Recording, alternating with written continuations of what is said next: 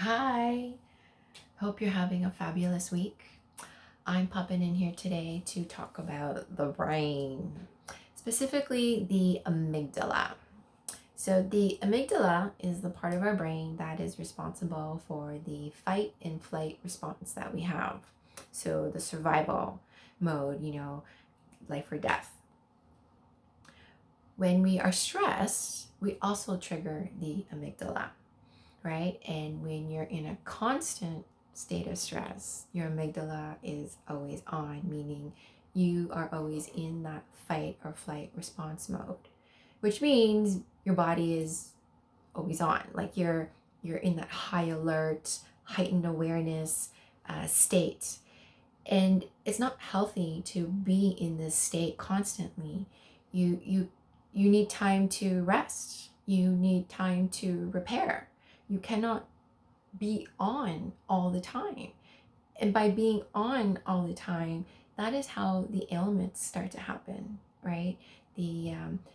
Because you've weakened your body. You weakened your body by being on all the time when it's not necessary. So what does meditation do? It calms the amygdala, right? It sends the message that you're not in survival mode. It doesn't have to be in that heightened awareness mode. And then the body shifts. So then everything about you starts to shift, right? You don't have to do that knee-jerk reaction because it's not about survival. You can actually slow down a little bit. You can actually take a moment and assess before you act, right? And that's how you're shifting from that space to this space.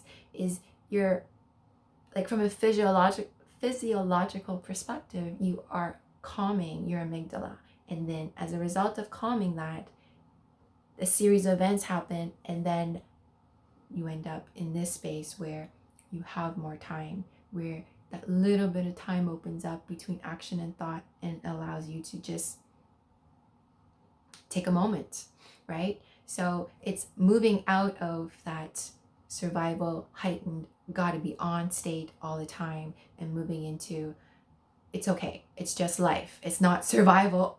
It's not about life and death all the time.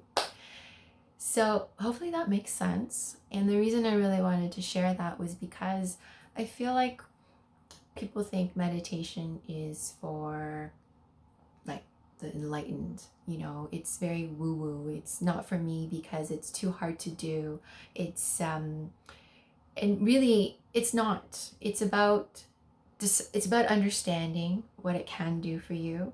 And yes, it does take a little bit of effort to get started in the beginning, and that's where I can come in and support you, right? I'm all about being your partner for you if you want to start a meditation practice, and I'll help you break down all the myths and questions and blocks that come up when starting something new.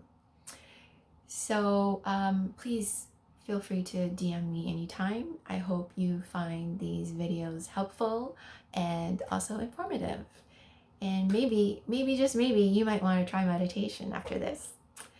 Either way, have a lovely weekend. Take care.